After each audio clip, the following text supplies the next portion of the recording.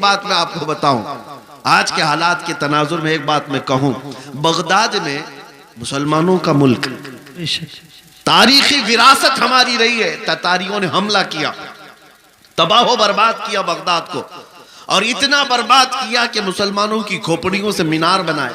दरियाए दजला का पानी खून से लाल हो गया। बादशाह की जो बेटी थी ततारियों की, एक जगह से गुजर रही थी, एक सच्चे मोमिन को देखा, इन हालात में भी वो खड़े होकर अजान दे रहा है। सुभान, अजान दे रहा है।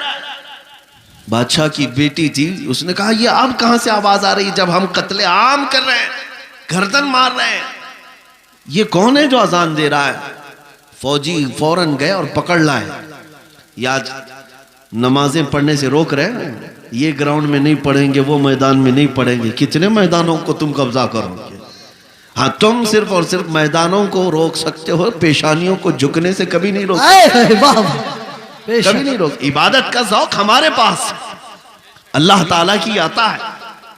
तो ऐसे हालात में अगर अजान दे रहा था कोई, तो ततारियों की वो बड़ी औरत थी, बादशाह की बेटी, उसने गिरफ्तार करवाया। लाओ इस मौलवी को, अब कौन है अजान दे रहा है? उसको पकड़ करके पूछा, तुझे खबर नहीं है बगदाद पूरा टूट गया, तबाह हो गया, बर्बाद हो गया, लाखों लोगों की लाशें पड़ी हैं इसी बुनियाद पर कि तुम मुसलमान हो, हम मार रहे हैं, और फिर भी तुम अजान दे रहे हो। उस नेक व सालेह आलिम रब्बानी ने कहा, हाँ सब नजर आ रहा है, लेकिन मुझे मेरा रब भी है, मेरे लिए मेरा रब भी है।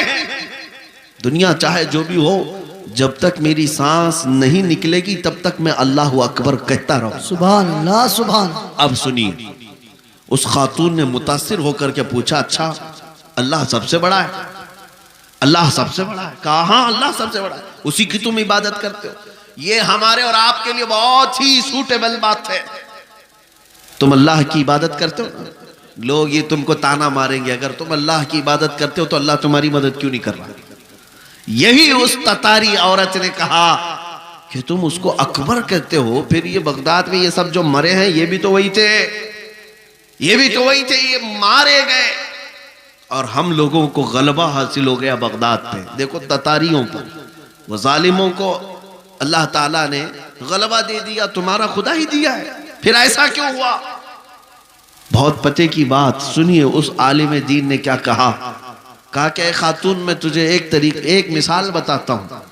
तुमने देखा होगा कि भेड़ बकरियां पालने वाला कोई चरवाहा बकरियां लेकर के चलता रहता है, रास्ते पर चलता है, होता होगा ना आपके यहाँ भी रेवड़, जी जी, बकरियां चलती रहती हैं, लेकिन बकरियां पालने वाला साथ में कुत्ता भी पालता है। बेशक बकरी और कुत्ते का क्या लेना देना, कौन सा ताल्लुक है? लेकिन ये चरवाहे से पूछे, वो बताएगा कि बकरियां चलते चलते कभी इधर उधर चली जाएं तो ये कुत्ता भौंक भौंक कर उन्हें लाता है और फिर रेवड़ में जमा करता है। बेशक चरवाहा यही बताता है कि इसलिए सारे बकरियों को वो फिर से एक रेवड़ में जमा करे, इसलिए वो पालता है। कुत्ते को इसलिए छोड़ा जाता है, इसलिए पाला जाता है। बिला तशबीह व बिला तमसील, जहनों को करीब करने के लिए उस बगदादी आलिम ने कहा, हम उम्मत मुस्तफ़ा हैं, बेशक हम चलते हैं सीधे रास्ते पर, लेकिन जब कभी इधर उधर भटकते हैं तो अल्लाह तुम जैसे कुत्तों को हम पर छोड़ता है। बेशक कुत्तों को छोड़ता है ताकि तुम भौंक भौंक करके वापस सिराते मुस्तकीम पर ले आ सको। मेरे अजीजों, आज ये जिस कदर मजालिम हो रहे हैं, ये तुम्हें सीधे रास्ते पर इंशाअल्लाह एक न एक दिन जरूर लेके आए इंशाअल्लाह। मैं महसूस कर रहा हूँ, चंद सालों पहले हर जलसे में लब्बैक या रसूल अल्लाह का नारा तो नहीं लगता था, लेकिन जालिम कुत्तों ने जब भौंकना शुरू किया तो अब फिर हमारा हर बच्चा लब्बैक कहने लगा। लब्बैक लब्बैक लब्बैक या रसूल अल्लाह, लब्बैक लब्बैक या रसूल अल्लाह, लब्बैक लब्बैक या रसूल अल्लाह, लब्बैक लब्बैक या रसूल अल्लाह। अब बात सिर्फ इतनी ही है, बात सिर्फ इतनी है। मैंने जो उन्वान आपके सामने रखा वो यही है कि जब तुम अपनी हैसियत को पहचान लो कि मेरा रास्ता कुछ और है, जिस दिन तुम उस नुक्ते पर आ गए मेरे अजीजों, इज्जतें तुम्हारी है, ताकतें तुम्हारी है, इक्तिदार तुम्हारा है। जिस तरफ रुख करोगे मौला ताला उस हवा को तुम्हारे जेर नगी फरमाएगा। तुम्हें पता नहीं है कि तुम्हारी तारीख क्या थी। हमारी तारीख इकबाल की जुबान से अगर सुनोगे तो इकबाल कहता है, टल न सकते थे जंग में अगर टल न सकते थे जंग में अगर अड़ जाते थे, पांव शेरों के भी मैदान से उखड़ जाते थे। तो जिससे सरकश हुआ कोई तो बिगड़ जाते थे। अरे तेग क्या चीज, हम तोप से भी लड़ जाते थे। दश्त तो दश्त है, दरिया भी न छोड़े हमने, बहरे जुल्मात में दौड़ा दिए घोड़े हमने। आ गया आयन लड़ाई में गर वक्ते नमाज, किबला रूहों के ज़मींबोस हुई कौम हिजाज। एक ही सफ में खड़े हो गए महमूद और अयास, न कोई बंदा रहा न कोई बंदा नवाज। यह हमारी तारीख थी, यह हमारी तारीख थी। इसी बात की तरफ मैं तुम्हें दावत दे रहा हूं कि जिस दिन तुम उस नुक्ते पर वापस आ गए और समझ गए मेरी तारीख इन कुत्तों की सोहबत में रहना नहीं है। अल्लाह ताला ने तुम्हें शेर बनाकर पैदा किया। बेशक बेशक। हाँ, अल्लाह तबारक व तआला ने तुम्हारे मुतालिक कुरान में फरमाया, कुंतुम खैरा उम्मतिन उखरिजत लिन्नास, तुम खैर उम्मत हो जो लोगों में अल्लाह तबारक व तआला ने तुम्हें बनाया है।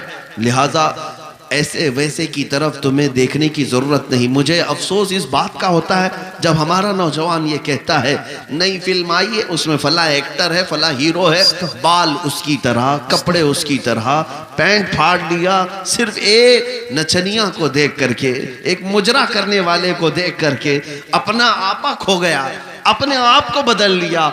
और हमारे घर की खवातीन सुबह से शाम तक सीरियल के सामने, टेलीविजन के सामने, और ख्वाब वहीं सजा रही हैं कि शायद हमारा भी घर ऐसा ही हो, हमारा लिबास भी ऐसा ही हो।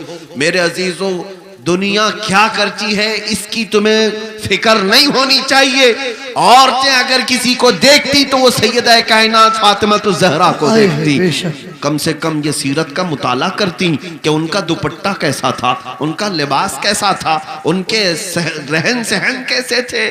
इसको छोड़कर इन्होंने आज मजाजी इश्क के और मजाजी ये स्क्रीन के ऊपर अपने दिल दे बैठे। और इसी तरह मर्दों की हालत भी यही है, नौजवानों की। ऐ नौजवानों, तुम्हारे हाथ में बंगड़ियां तक इन्होंने पहना दी, कानों में बालियां तक पहना दी, बालों में चोटियां तक ला दी, क्या क्या कर दिया। यहाँ हमारे अच्छे भले मर्द को औरत बना दिया जी, औरत भी नहीं मुखन्नस बना दिया। और इस पर ये मजीद ये समझता है कि ये फैशन है, ये फैशन है। अरे इधर से उधर से फाड़ करके पहनने वाला, नंगा घूमने वाला अगर फैशन ज़दा है तो फिर कुत्ता और भैंस बैल बकरी ये ज्यादा फैशन ज़दा है, क्योंकि वो तो कपड़े ही नहीं पहनते। अगर नंगा होना ही फैशन है तो जानवर सबसे बड़े फैशनेबल है। मेरे अजीजों, जंगली दुनिया को न देखो, जो जंगल राज बनाना चाहती हो उनको ना देखो। अगर तुम्हें जिंदगी के ईमान के मजे लेना है तो मदीने वाले की तरफ बेशक बेशक। नबी पाक सल्लल्लाहु ताला अलैहि वसल्लम के अखलाक से बढ़कर किसी के अखलाक है नहीं, उनसे बेहतर किरदार किसका हो सकता है। मेरे अजीजों, आज दुनिया अगर तुमसे भी मुंह फेर रही है तो इसकी वजह यही है कि तुम्हें खुद नबी पाक की सीरत नहीं मालूम। एक मैं अपनी बात बता